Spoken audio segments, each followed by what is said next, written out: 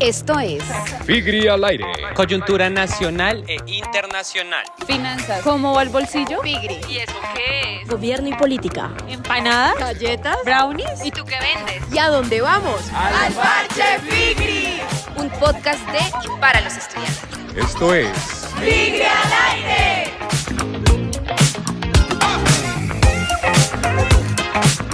Hola mis queridos Figris, hoy vamos a realizar el análisis de la viabilidad de las propuestas del candidato Diego Molano. ¿Qué piensas tú cuando escuchas Reconstruyamos Bogotá? No lo sé, Bogotá está en ruinas. Pues ese es el nombre del plan de gobierno del candidato que mencionaste. Bueno, pero entonces cuéntame un poco quién es él. Bueno, Diego Molano es uno de los candidatos a la alcaldía de Bogotá. Es la segunda vez que aspira al cargo, pues en 2019 fue precandidato. Y por su reciente paso por el Ministerio de Defensa, su bandera es la seguridad, uno de los problemas que más preocupa a los habitantes de Bogotá. Molano se graduó como administrador de empresas de la Universidad del Rosario y cuenta con un máster en Administración Pública en la Universidad de Columbia. Cuenta con 30 años de experiencia en cargos gerenciales en el sector público y privado. Fue ministro de Defensa en el gobierno de Iván Duque, director del DAPRE, director de la Agencia Presidencial para la Acción Social y la Cooperación Internacional. Hoy, Departamento para la Prosperidad Social. Director del Instituto Colombiano de Bienestar Familiar, concejal de Bogotá y director de la Fundación Bavaria. Además, ha propuesto eliminar la medida del pico y placa cito, en pleno siglo XXI no puede ser que tengamos un pico y placa que fue diseñado hace 20 años y que no ha servido para solucionar problemas de movilidad. Por el contrario, ha restringido la libertad de movilidad en la ciudad. Vamos a utilizar más tecnología en la forma en cómo se mueven las vías y cómo se distribuye el transporte y los flujos de la ciudad. El pico y placa no va más, dijo Valora Analytic. Cabe resaltar que este candidato estuvo participando en el debate que realizó nuestra universidad y le concedió una entrevista a nuestro equipo de reporteros. Buenos días, candidato. Mi nombre es Juana María Guamaní. Hacemos parte de Figri al aire. Van a hacer unas preguntas más curiosas y a nivel general. ¿Qué proyectos de tu administración de la administración saliente desea continuar? Hay uno en particular que es el de las manzanas del cuidado y el de los senderos ecológicos en los cerros solitarios. Ok. Si usted no fuera candidato a la alcaldía de Bogotá, ¿por quién votaría y por qué no vale voto en blanco? No votaría nunca por Gustavo Bolívar porque es una amenaza de generar odio en la ciudad. Ok. Si usted fuera un color, ¿cuál sería? ¿El color? ¿El Azul. color? ¿Por qué? Porque es el color que me ha inspirado toda la vida, es mi color preferido. Está bien. ¿Cómo se posiciona Bogotá frente a las ciudades inteligentes? Bogotá tiene un reto muy grande. Bogotá aún no desarrolla la capacidad de ser una ciudad inteligente, por eso nosotros proponemos que Bogotá sea, sobre el eje del río Bogotá, un polo de desarrollo de software y programación, de modo que toda la economía digital sea vibrante en Bogotá, que tengamos capacidad de desarrollar y producir software para la tecnología en seguridad, para la tecnología en la movilidad, que los jóvenes no solo encuentren la tecnología que les llega, sino desarrollemos aquí la tecnología que necesita la ciudad en temas ambientales, en temas de seguridad y en temas de movilidad. Ahora te voy a pedir el favor que nos des unas palabras para Figri, los estudiantes de Gobierno, Finanzas y Relaciones Internacionales. Un saludo muy especial a todos los estudiantes y jóvenes externadistas que les encanta el tema de gobierno. Invito a que ustedes tomen una postura de tener en su causa en Bogotá. Ojalá todo ese conocimiento, experiencia, la apliquen para que solucionemos los problemas de Bogotá. Lo que yo quiero como alcalde de Bogotá es que ese fondo de innovación que tiene el distrito financie las innovaciones de todos aquellos que quieren mejorar las condiciones de la ciudad.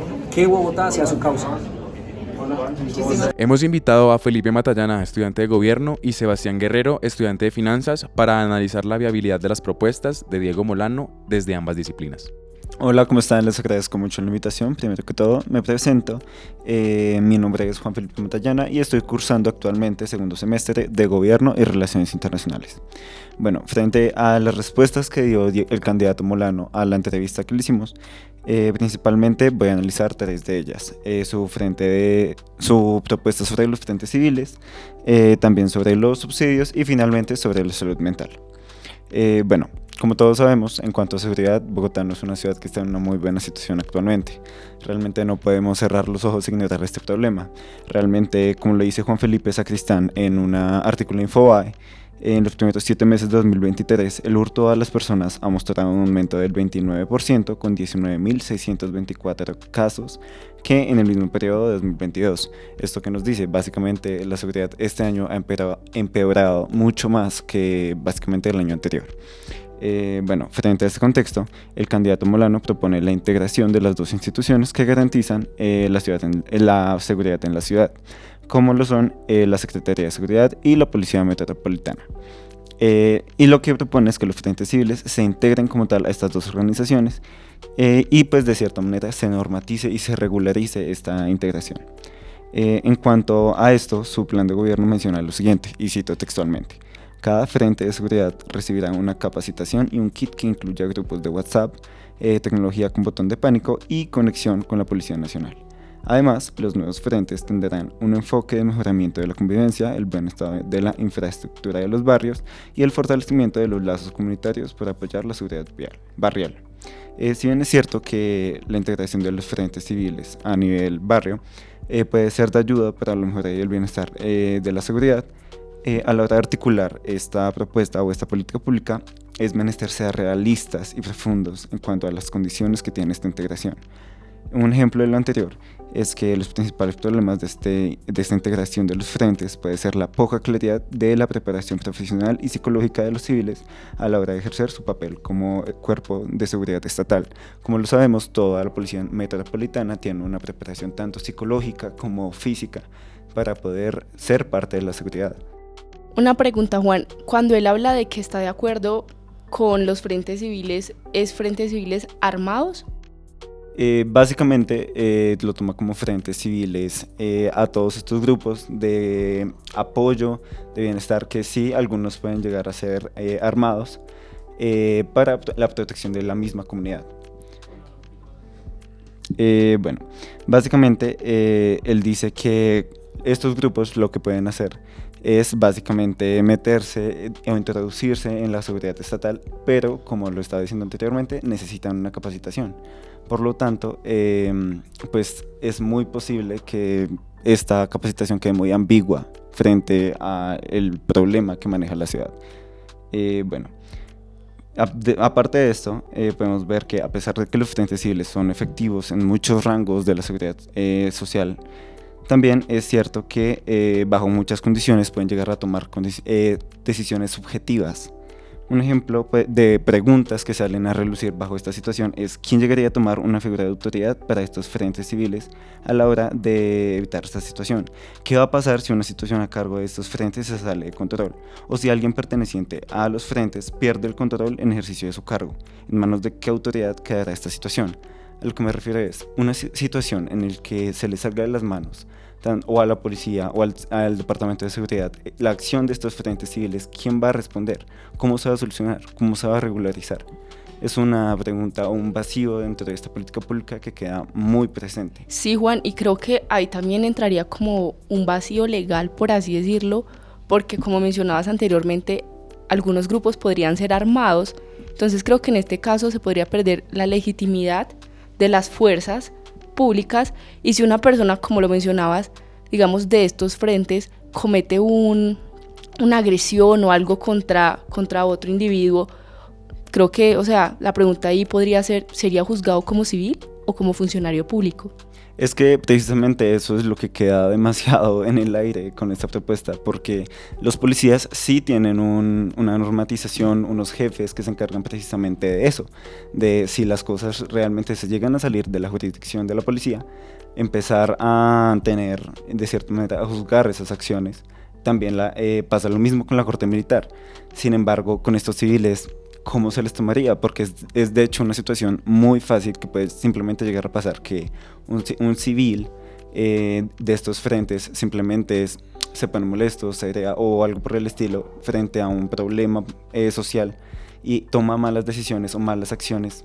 ¿Quién realmente va a juzgarlo? ¿Quién realmente va a tener esa contraposición? Exacto, creo que es algo que se presta mucho como un conflicto para la ciudadanía y para que apoye, digamos, se podría llegar a una situación de abuso de poder. Totalmente de acuerdo, es algo que simplemente se les puede salir mucho de las manos a todos.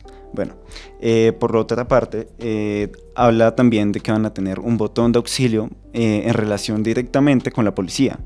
La pregunta que nace de esto es ¿cómo garantizará una respuesta segura de las 24 horas del día por parte de esta institución? Si me refiero a la policía también tiene sus asuntos, también está ocupada, también tiene una línea de atención. ¿Cómo va a garantizar que realmente cada vez que se necesite atención de la policía puedan llegar a estar? Te doy un ejemplo muy fácil de esto. Puede ser, imagínate un día de paro nacional o de marchas. Normalmente estos días la policía está supremamente ocupada y nacen muchísimos problemas. O sea, realmente en una situación así, si llaman a la policía, ¿van a estar en la disposición de ir a buscarlos? Exacto, aparte, ¿cómo funcionarían estos botones de pánico? O sea, sería uno por ciudadano, uno por sector. Creo que la seguridad es un tema un poco complicado y más él como exministro de Defensa, creo que debería tener unas propuestas hacia la seguridad un poco más centradas. Totalmente de acuerdo. Y es más, o sea, vayámonos al presupuesto. ¿Cuánto vale tener que cada barrio tenga un botón de pánico? Eso, con solo eso ya queda, digamos que en el aire muchos problemas que puede llegar a tener esta política. Incluso nace la idea de realmente estos frentes volverían un apoyo o una responsabilidad para la policía, una carga o una ayuda. Bueno, en cuanto a los trabajos, las oportunidades laborales y los subsidios que hay de estos, le preguntamos al candidato Molano su perspectiva, la cual nos dijo que los subsidios deben instrumentalizarse con el fin de que la persona reciba este beneficio económico o, como lo nombra analógicamente, quien reciba el salvavidas consiga finalmente un empleo o aprender a nadar. Actualmente es verificable que el hecho de que los subsidios prestados a la ciudadanía no siempre están focalizados en la población correcta. Un ejemplo de esto es básicamente los subsidios a los servicios públicos, que muchas veces se toman por sector y no por el ingreso de la persona que es dueño. Por lo tanto, personas con una capacidad de gasto de un estrato 6 terminan pagándolo de un estrato 1. Y por otra parte, y ya más enfocado en el mercado laboral, la gran oferta de subsidios por parte del Estado genera que una buena porción de la población pierda el interés por el trabajo en sí, como lo pueden ser los subsidios del Sisbén, por ejemplo. En relación con esto, si bien es cierto que la propuesta del candidato Molano tiene una alentadora proyección si se orienta de forma efectiva hacia la educación y el emprendimiento, y el gobierno capitalino se centre más en dar estas ayudas finalmente, esto no necesariamente está atado a que esto finalmente incremente las oportunidades laborales en la capital, ni que aumente el interés de la población subsidiada por encontrar empleo. Por mucho que lo ideal sea generar apoyos en pro de un empleo, es importante hacer la aclaración de cómo lo va a focalizar, como por ejemplo lo hizo la actual alcaldesa Claudia López con su programa Manzanas del Cuidado, que realmente ha sido un apoyo para las madres cabeza de hogar. También es importante tener un énfasis en cuál va a ser su estrategia para incentivar a esta población subsidiada a encontrar empleo y no seguirse reforzando tras el Sisbén. Bueno, muy interesantes las propuestas en lo que respecta a lo social. Vamos a pasar con Juan Sebastián, quien nos va a exponer las propuestas en términos económicos del candidato Molano. Hey, ¿cómo van? Mi nombre es Juan Sebastián Guerrero, como ya me presentaron mis compañeros. Estoy en segundo semestre y bueno, vamos a comentar un par de cositas que logramos evidenciar en esta entrevista al candidato Molano. En tema de subsidios, el candidato Molano, como bien decía mi compañero Juan Felipe Matallana, menciona que desde la perspectiva de él, los subsidios deben de instrumentalizarse con el fin de que la persona reciba este beneficio económico o, como bien lo dijo mi compañero, analógicamente reciba un salvavidas. Pero antes de llegar a decir esto es necesario básicamente analizar la fiabilidad de esta propuesta con base en Bogotá en temas de empleo, ¿cómo está? Pues bueno, para esto el Departamento Nacional de Estadísticas DANE en el trimestre de mayo y junio encuentra que el desempleo en Bogotá está al 9.9 puntos porcentuales y esto nos dice que disminuyó 1.2 puntos porcentuales con respecto al mismo periodo en el 2022. Aunque si bien es una cifra alentadora para la ciudad, para mi concepto me parece que no es tan así, pues según un informe de Pro Bogotá, el desempleo de los jóvenes fue del 18.3%, es decir, 2.538.000 personas.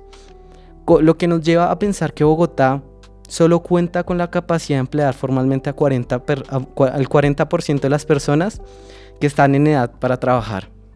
Y además de esta cifra, en inactividad de las personas, se logró evidenciar que el 65% son mujeres.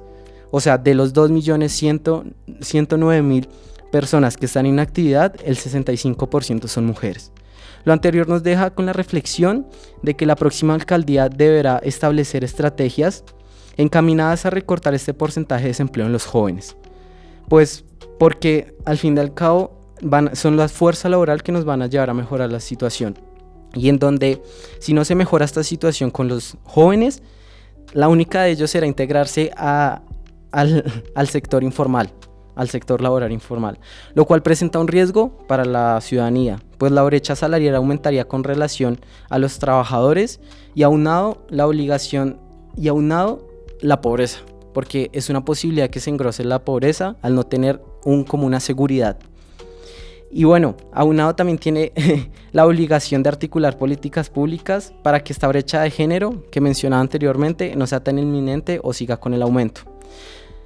Sin embargo, pues como lo menciona el candidato Lara, con esta vinculación automática de subsidios con empleo, es importante cuestionarle si en realidad va a ser posible que logre articular estas políticas para recortar estos dos índices que les doy. Porque bueno, es muy fácil decir que yo le doy empleo automático, pero no sabemos en realidad a quién o cómo estamos dando estos subsidios, o como decía mi compañero, si en realidad se están dando los subsidios de una manera oportuna y eficaz. Porque es el otro punto, ¿no? ¿Cómo garantizamos que la alcaldía va a entregar estos subsidios de manera oportuna y a las personas que en realidad lo son? Y bueno, también surgen preguntas como ¿cómo hará actualmente para las personas que están sin empleo y cuentan ya sea con una carrera profesional, técnica o tecnológica, se desempeñen en dichos ámbitos? Porque llegamos a lo mismo. Es muy fácil decir que los va a dar empleo, pero no sabemos si estas personas se desempeñen de la misma manera en otros campos que no sean como su vocación, como el que estudiaron. Y además nos lleva a preguntarnos si estos dos estarían en el mismo campo. O sea, me refiero las personas tanto que no estudiaron como las que están desempleadas. O sea, ¿va a haber alguna prioridad o en realidad va a ser algo igual o equivalente a las dos personas? Y bueno, ¿y cómo haría con la brecha de género? En el tema de transporte público, el candidato nos habla de establecer Transmilenio gratis los fines de semana para las personas correctas. Y bueno, en primera instancia, ¿qué termina siendo una persona correcta, no? Porque es un poquito curioso este término. Y si lo llevamos por el lado de que él nos dice de las personas que no se colan diariamente, es cuestionable, porque ¿quién determina que una persona es correcta por no colarse? Porque yo me puedo pagar el servicio lunes, martes, miércoles, jueves y me cuelo el día viernes. Ahí estoy siendo una persona ya no correcta o soy una persona incorrecta. Y lo llevo al tema de que cómo vamos a garantizar llevar un seguimiento oportuno a estas personas o como a nosotros como integrantes de este sistema. Porque estamos hablando que son 2 días donde el sistema de transporte público Transmilenio pues no va a recibir los mismos ingresos. No va a recibir los mismos ingresos y por lo tanto si sabemos Transmilenio cuenta con un déficit un déficit financiero del 53.1%.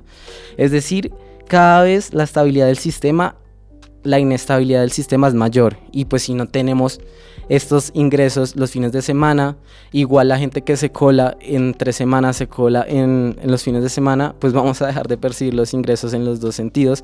Y la gente va a decir, bueno, ok, si a mí me considera una persona correcta entre semana, pues me puedo seguir colando tanto los fines de semana como entre semana, y entonces ahí se vuelve muy cuestionable. A mí me gustaría decir una cosa. Primero, me parece un despropósito cómo se va a calificar, cómo se va a categorizar una persona en este calificativo que en mi parecer es innecesario, de persona correcta. Y también muy subjetivo, sí, o sea, realmente, ¿quién pone categoría? Y además, o sea, primero el proceso de categorización porque digamos que eso, para determinarlo. según lo planteaste tú, es un beneficio que nada más recibe una porción o un grupo de usuarios del sistema. Primero, ¿cómo se calificaría? Segundo, tú dijiste que el sistema de transporte público presenta un déficit financiero.